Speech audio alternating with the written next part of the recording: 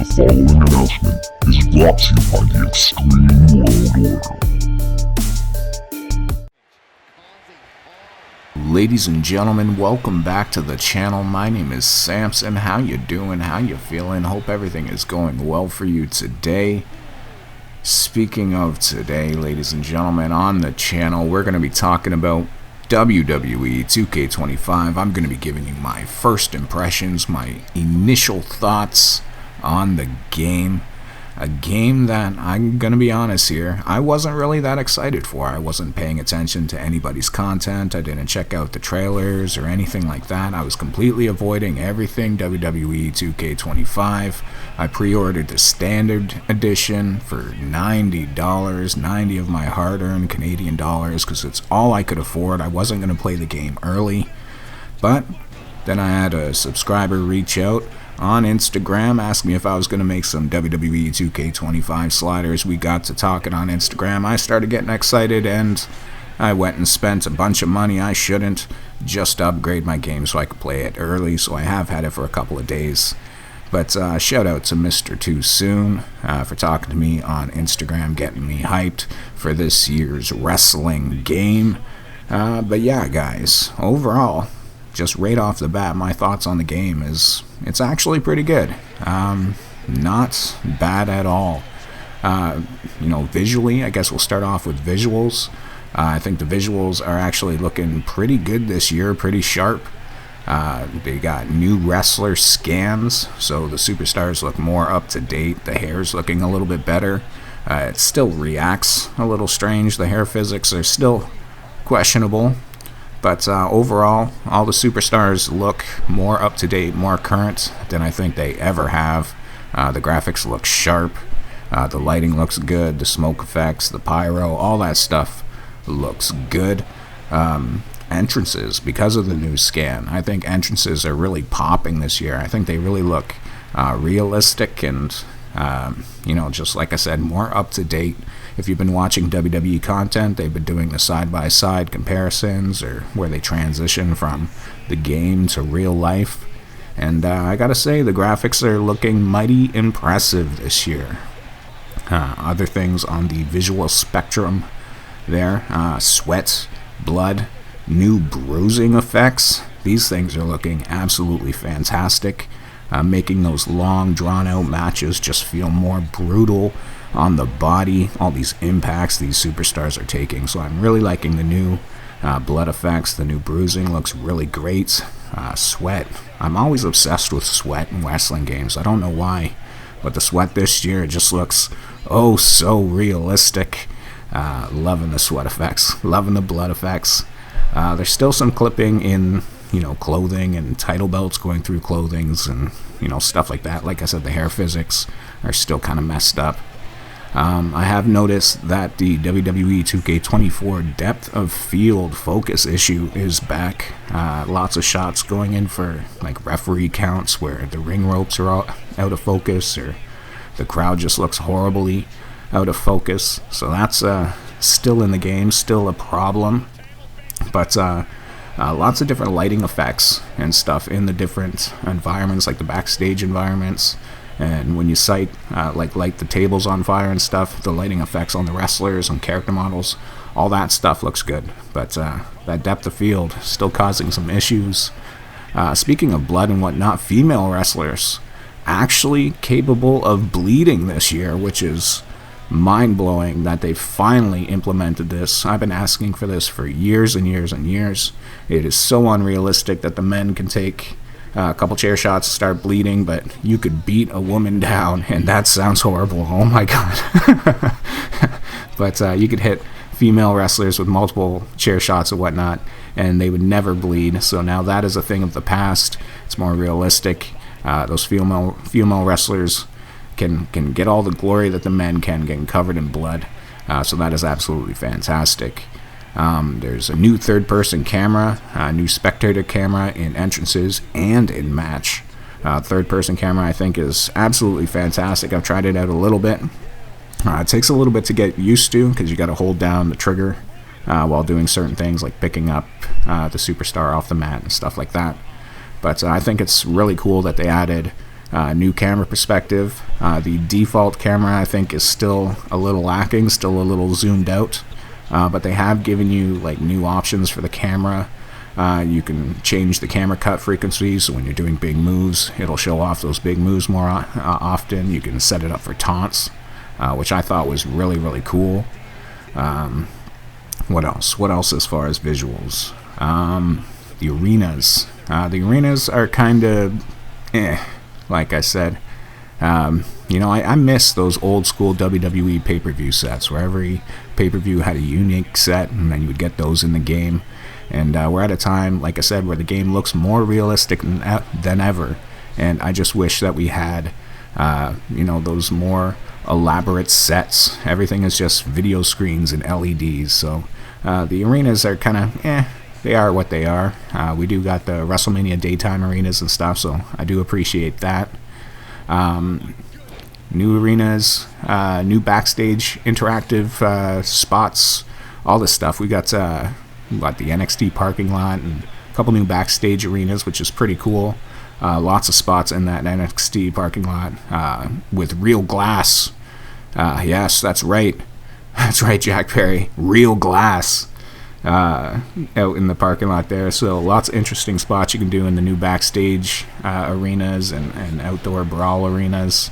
The menus, just the menus of the game, easy to navigate and understand. They look good. So overall visuals, I think, they're really making some progress there. Visuals are looking good. Gameplay, that's what's really important every year, and this is where I think they're making a lot of progress. Overall in the gameplay, I would say the controls are feeling really tight, really responsive right now. I don't feel like I'm lagging behind too much. I have noticed that there is a bunch of new selling animations and new move animations that they've added to the game. They took some old moves and kind of spiced them up with the way the opponents sell the moves and stuff after. And overall, just like timing of the match is a little bit more dialed in. You'll find a little bit last year you would hit big moves and then the wrestler would still, spring right back up to his feet. But this year they got the timing a little bit dialed in a little bit more. So you'll hit those big moves and, the wrestlers will stay down as long as you expect them to.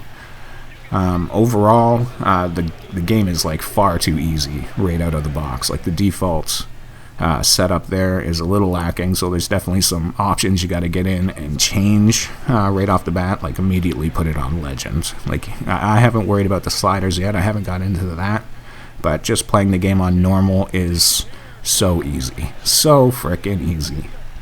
But there's new, I've noticed there's new AI routines, so the matches feel a little bit more natural. They're just, the AI is setting up new opportunities. They're making you go to the seated position or throwing you to the corner. It's not always the same thing over and over and over again.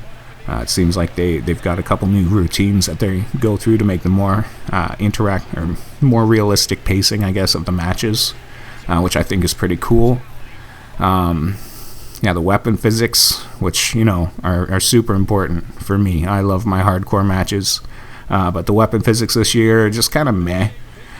Tables still suck, absolutely horrible, boring animations, still sliding and collapsing at the slightest touch.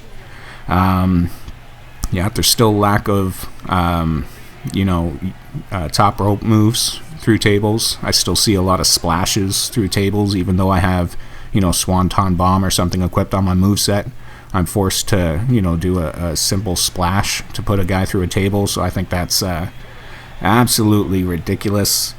Tables are still, they're just broken. They just don't interact the way you would expect. I've done moves like Obafemi's F10, and the opponent totally should have went through the table, but the table just slides out of the way, and it's like, really?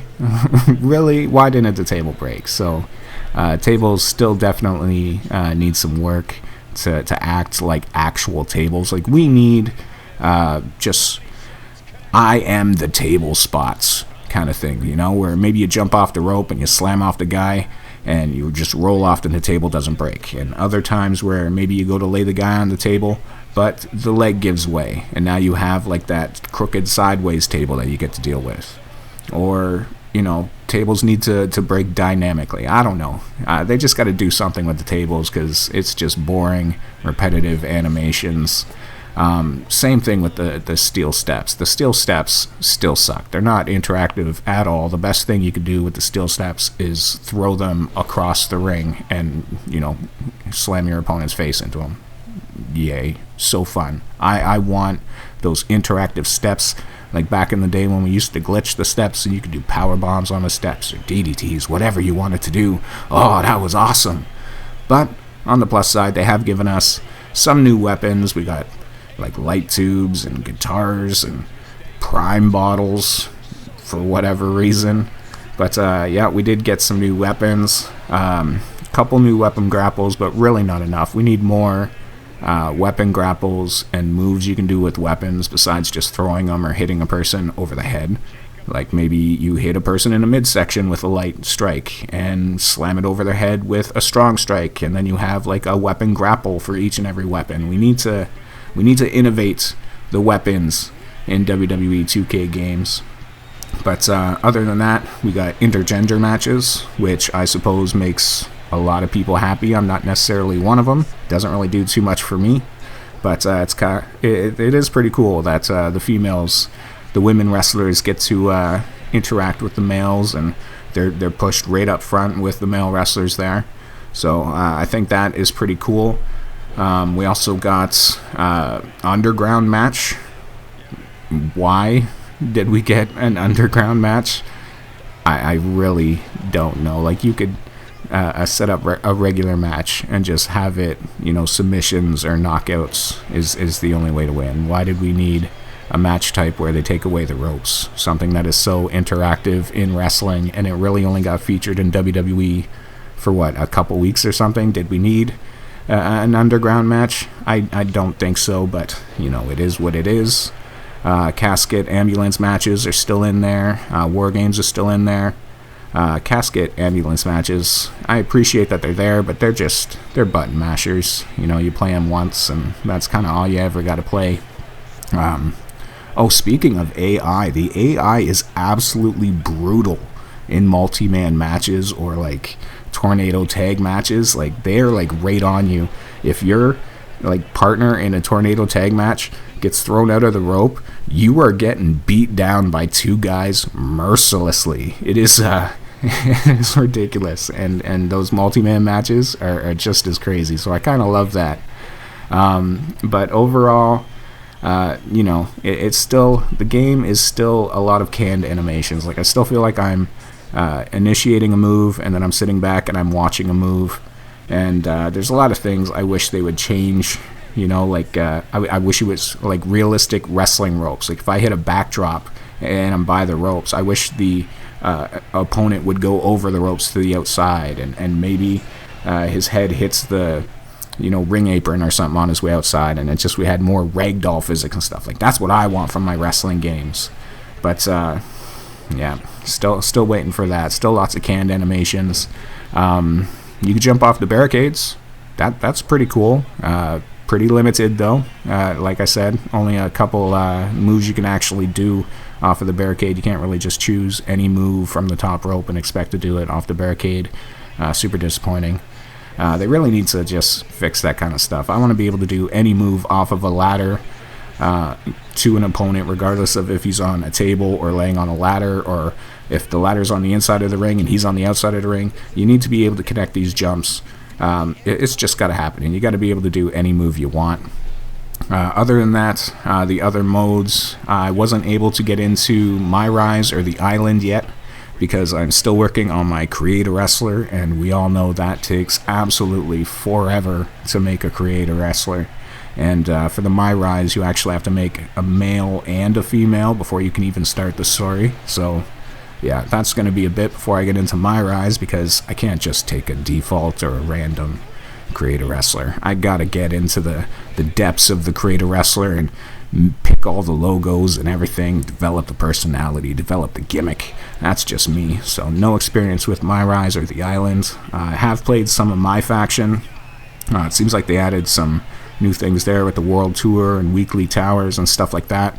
So if you're the type that likes collecting cards and whatnot, there you go. That's the mode for you. It seems like they have made plenty of improvements, added a bunch of content there, lots of Persona cards to unlock new costumes and stuff for the wrestlers.